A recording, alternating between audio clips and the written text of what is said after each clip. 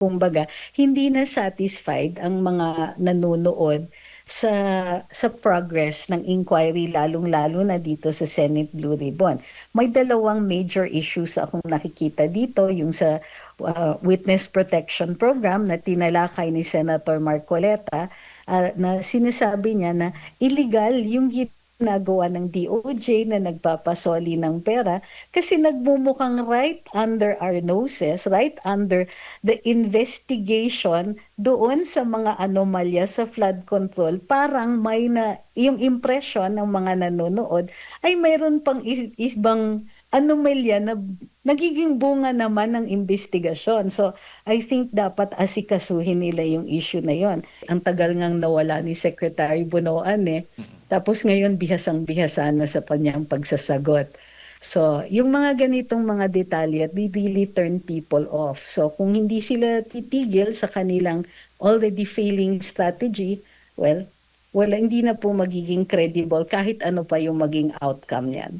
Alam niyo, habang tumatagal at habang ina-attack yan na hindi pa buong-buo nilalabas, mas lalo siyang nagiging credible sa isip ng mga mamamayan. Opo, attorney, huli na lamang po, balikan ko lang yung inihain na impeachment laban kay Pangulong Bongbong Marcos, kung saan agad-agad maraming question dito matapos nga po yung sa identity po nung naghain ng impeachment, kung saan sinasabing ito daw yung abogado laban sa disbarment ni Attorney Glenn Chong at naiuugnay sa First Lady. Sa kanya namang panig ay hindi totoo na siya abogado ng First Lady at kumbaga galing sa kanya daw yun na effort para po maghain ng disbarment laban kay Attorney Glenn Chong. Nung nakuha naman ng pahayag ang palasyo ukol dito, lalo na yung tugon nila sa naging pahayag po ni Congressman Pulong Duterte, abay pumalag ng husto at sinabi pa ni Undersecretary Castro na hindi sanay daw yung administrasyon ngayon sa pagtatanim ng mga ebidensya gaya daw ng ginawa ng kanyang tatay. Sanay daw sila, gumamit pa, hindi lang tatay, ginamitan pa niya ng salitang sila. So ibig sabihin, marami sila or mga Duterte ba na nagtatanim. Itong ganitong klase po ng pagtugon po, mas lalo po bang nakakasama din sa imahe lalo nila, attorney? Well, oo. Hindi nga sila nagtatanim ng ebidensya, sama ng loob naman ang tinatanim nila. Tapos wala pang natatanim sa ating agrikultura. Gayon pa man, okay? Sa ganitong sitwasyon, dapat nagka-crisis management na po sila. Nung time pa lang na lumalabas yung mga surveys at the start na mas mababa ang Pangulo sa Vice Presidente, in spite of the intriga, in spite of the Quadcom, in spite of the trolls, in spite of yung mismong palace spokesperson ay may mga indirect attacks sa ating Vice Presidente, hindi po natinag yung kanyang ratings in relation dun sa ratings ng Pangulo. Dun pa lang po, crisis na. So hindi pa nila, kumbaga, hindi nila tinugunan nung time pa lang na yon at the earliest possible instance. So hindi rin nakakatulong, lalong-lalo na yung retorika. Kasi they have been doing this from the start. Ganito yung klaseng retorika ng gusto ng Malacanang. O hindi naman pala from the start kasi si Undersecretary Claire Castro naman talaga ang ganito yung style, no? So, hindi nila tinututulan, so alam natin na Malacanang endorses this kind of communications at ganitong klaseng rhetoric. So, they have nobody to blame, di ba? Kung wala silang ginagawa about that. At yes, hindi ito nakakatulong. Kumbaga, yung strategiya nila na i-discredit ang pinakamalakas nilang kalaban at maisulong yung kanilang tuloy-tuloy na paghawak sa poder sa gobyerno, ay they're sticking to a strategy that this didn't work from the start. Pero tinutuloy pa rin nila. Hindi ko sigurado kung bakit ayaw nilang magbago, no? Hindi sila nag-a-adapt doon base doon sa data na nakukuha nila. Tinutuloy pa rin, kumbaga. And I think this also reflects the leadership. Kumbaga, yung insistence ba, yung personality ng leadership ay nare-reflect sa kanilang strategiya. So sila yung type na in denial pa hanggang ngayon na hindi nag-work yung kanilang strategies, kung kaya't in spite of the data, in spite of the feedback, tinutuloy pa rin nila. So nothing in fact in their arsenal right now has worked, pero yun pa rin ang ginagamit nila. So, Opo. sad but true. Attorney, huling issue na lamang, kung okay lang po, Attorney. Dito lang po sa Okay lang, investigasyon okay lang. ng Senate Blue Ribbon Committee patungkol nga po dito sa flood control anomaly. Ano naman po ang tingin po ninyo dito sa ang dating ho ba sa inyo, mas lumilinaw ba o mas lumalabo? Ano bang direksyon nakikita po ninyo? Dalawa yung nakikita ko niyan eh. Impatient na ang mga tao sa ginagawang mga inquiries, hindi nakikita talaga yung big fish. Kumbaga, hindi na satisfied ang mga nanonood sa progress ng inquiry, lalong-lalo na dito sa Senate Blue Ribbon. May dalawang major issues akong nakikita dito, yung sa Witness Protection Program na tinalakay ni Senator Marcoleta, na sinasabi niya na illegal yung ginagawa ng DOJ na nagpapasoli ng pera kasi nagmumukhang right under our noses, right under the investigation doon sa mga anomalya sa flood control, parang may na yung impression ng mga nanonood ay mayroon pang ibang anomalya na nagiging bunga naman ng investigasyon. So I think dapat asikasuhin nila yung issue na yon. Of course, yung pangalawa ay yung minority report. Naunang maglabas ng report ang minority dito sa Senado with about 6 senators yata ang pumirma. At imbis na seryosohin ng liderato ng Blue Ribbon Committee o ng Senate President ang nilalaman ng naturang report, ay nagalit sila na bakit daw may minority report when such a document does not exist. Dun sa characterization ng documents na isinusumite dito sa Senado. Imbis na pag-usapan yung mga tinutukoy ng nasa minority report na sinasabi namang may basehan, nagalit sila na may minority report to begin with.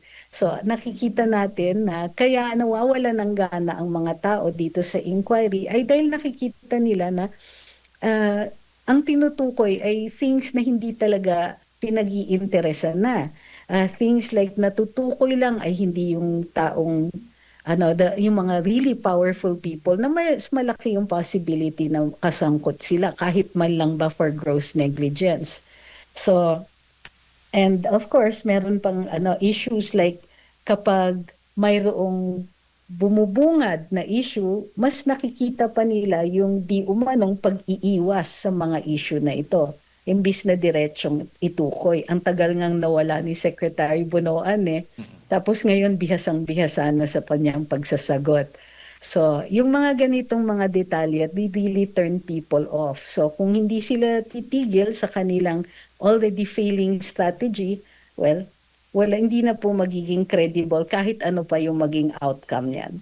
So, kasi batay doon sa minority report, Attorney, binanggit po doon ang pangalan ni Speaker, dating Speaker Martin Romualdez at Zaldico at iba pang mga personality. So, para maging credible, tulad ng nabanggit mo, dapat itong mga individual na ito ang ipatawag ng Senate Blue Ribbon Committee kaugnay nga dito sa flood control anomaly. Correct. At least man lang itukoy nila yung issue o yung ebidensya na sinasite ng minority report. Hindi naman natin sinasabi na kailangan sundan nila yung findings ng minority. Pero talakayin nila, imbis na ina-attack nila na mayroong report ay tinawag na ngang basura. Malay ba ng mga taong nanonood kung ang nilalaman yun, hindi naman nila tinutukoy. So, yung pagkaganyan, sinisiraan mo, hindi pa napapublicize ng maigi or hindi man lang nila tinatalakay, hindi man lang nila tinetable, alam natin na hindi masasatisfy ang mga nanonood sa kanila. Pero dito sa minority report, nakikita po ninyo, ito ang mas may direksyon, mas malinaw po, kumpara po sa isinasagawang Senate Blue Ribbon na committee sa ngayon, sa pangunguna po ni Senator Ping Lacson? Ang tingin ko sa minority report ay meron siyang lakas ng loob na magtanong ng mahihirap na tanong. Katulad ng bakit hindi iniiwasan yung issue ni Martin Romualdez. So, kasi sa totoo lang, kung wala naman talagang kasalanan, kahit yung mga tao niya will be brave. Sige, tignan natin. Ano ba? San ba siya dito pumirma? San ba? Ano yung mga documents dito? Ano ang relasyon nila ni Mr. Zaldico? Yung mga meetings, kung saan napupuntirya na nag-uusap sila.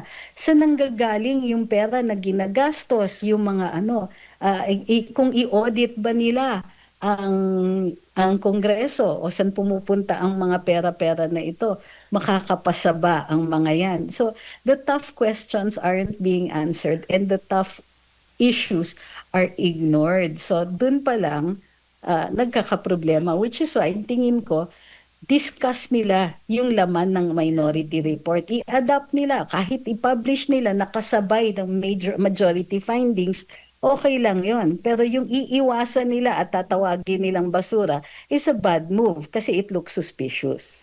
Isa pa yung Cabral files na hawak po ni Congressman Leandro Leviste, attorney. Ito ho ba sa tingin po ninyo ay malaking tulong din para mas magkaroon ng kalinawan o kaliwanagan ang taong bayan hinggil nga po sa isyung ito? Alam niyo, habang tumatagal at habang ina-attack yan na hindi pa buong-buo nilalabas, mas lalo siyang nagiging credible sa isip ng mga mamamayan. Kasi kung hindi naman ito, kung ordinaryo lang ito, these are merely lists, ha? Listahan ito ng mga, well, of course, yung mga insertions, pag binasa mo, makikita mo kung ano yung mga most likely na naging insertions dyan, yung mga reconsideration ng NEP na tinatawag dyan, makikita ninyo mas magiging maliwanag yung mga transaksyon dito ukol sa mga infrastructure projects na sinasabi nating graft-ridden. So the longer ini-extend yung drama, the less credible yung mga taong gustong magtago at lalong nagiging credible yung mga listahan, yung Cabral documents. Kung sa akin, magaling si Congressman Leviste, hindi niya nilabas yan lahat. So dahil striptease at tuloy-tuloy yung mga kritiko na mayroong something, may possibility na mayroon silang tinatago, ay sila po ang nag-lend ng credibility dito sa Cabral files. Sa halip nga na imbestigahan dyan sa Kamara itong flood control anomaly, attorney, may mga balitang mas uunahin pa ate itong si Congressman Leandro Leviste sa kanyang mga kumpanya sa solar power. Ano naman po ang tingin po ninyo na doon po parang lilihis ang issue? Inuna nga nila yung suspension ni Kiko Barsaga, di ba? Dalawa silang inuuna nila dyan. But confident kasi naman sina Kong Leviste, so hindi talaga worried rin yung mga tao. Pero oo, glaring na they don't like critics. Yung mga hindi sumusunod dun sa communications o dun sa mga sinasabi ng mayorya dyan sa Kongreso, kapag ikaw ay lumihis, well, nagkakaroon ng penalty. So nakita naman natin, however, yung ginawa kay Congressman Teves, di ba? Ang maganda dito is hindi nila nagagawa yung ganong klaseng moves na ginamit nila kay Kong Teves dito kay Kong Kiko at saka kay Congressman Leviste. Mas nag-iingat sila kasi too close to 2028 plus itong dalawang Gen Zers natin na kongresista, tapos i-count nyo pa si Congressman Eli San Fernando, maganda yung showing nila. So it's not going to be easy to attack the popularity, the very popular congressman kasi ang dami ng explanation. So again, like I said, yung strategy nila, hindi sila lumilihis eh. Very aggressive, very negative, hindi na siya nag-work pero tinutuloy pa rin nila. Ginagawa nilang casualties yung mga dalawang kongresista pero it is the impressions are going against the majority congressman. Opo. Pero sa nakikita po ninyo dito kay Congressman Leandro Leviste, attorney, batay po sa inyong pag-aaral, pagmamonitor, meron po ba kayong nakikitang conflict of interest sa kanya? I mean, sa kumpanya at ngayon bilang isang kongresista kasi parang ang linya kasi, ang direksyon ng ginagawang pag-target sa kanya, mapatanggal siya dahil nga congressman siya, may kumpanya pa siyang may involvement o may kontrata sa mga gobyerno. Parang ganun po ang pinapalabas, attorney. Sa inyo po nga pananaw, tingin po dito. Ang tingin ko, he's too smart to have overlooked that. At matagal na niyang sinasabi, maaga pa lang nung sinasabi na, o bakit may prangkisa siya, o bakit siya nagbenta ng prangkisa nang walang pahintulot dun sa Kongreso. So sure na sure ako, at magaling din kasi si Kong Levista, hindi niya nilalabas kaagad eh. Even if, kung ako yan, very tempting yan na ilabas niya yung kanyang exonerating circumstance o kung yung final answer kung bakit hindi siya kailangan magpaalam o bakit hindi papasok na may conflict of interest dito. Hindi niya fully ini-explain ang nakikita ko dito. So iniintay nila. Naiintindihan niya yung importance ng timing. So para sa akin, considering na ang laki ng hawak niya, billion peso company, very complicated yung corporate maneuvers dito, pero 'di ba, at such a young age na handle niya yan. Questions about the appropriateness of the disposal ay sisiw na yan para sa kanyang sagutin. Opo. Attorney, huli na lang, kung ang depensa ng Malacanang, ng palasyo, mismo ng Pangulong Bongbong Marcos Jr. ay yung pag-atake or pagbanat doon sa mga kritiko nila, sa tingin mo, magiging epektibo pa yan? Yung tiwala ng taong bayan ay tataas pa? Kung ganun po yung strategy, kumbaga, ang ginagawa po nila kapag may mga kritiko pong pumupuna nga doon sa kanilang mga ginagawa, iba yung inaatake, kinakasuhan, at iba pa na nakikita natin ngayon. So ang nakikita ko is hindi siya nag-work. Halimbawa, recently si Jimmy Bondoc, sumagot siya dun sa inciting to sedition and sedition sa kanya. Si Kong Kiko, kasabay ko sa isang kaso ng Dasmariñas homeowners, hindi naman po siya natitigil.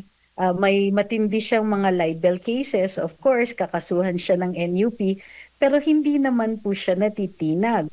So, at bukod dyan, hindi po kumukonte o hindi po humihinahon yung admiration o yung suporta ng publiko para sa mga nakikita nating nagiging binivictimize, kumbaga, for simply speaking out. So, yung mga kritiko actually na i-empower, the more cases are being filed. So, kasi nga, medyo may social media, mahirap i-suppress yung nagiging reaction at yung mismong saloobin ng mga taong kinakasuhan. So, ang tingin ko dito, kuha ito from the Marcos Sr. playbook pero executed by a weaker Marcos. Alright, attorney. Siguro huling mensahe na lang po ninyo para sa lahat ng ating mga kababayan nanonood po sa mga oras na ito. So, well, ang masasabi ko lang pa sa ating mga kababayan, bilog po ang mundo. Hindi po ang problema, hindi po forever.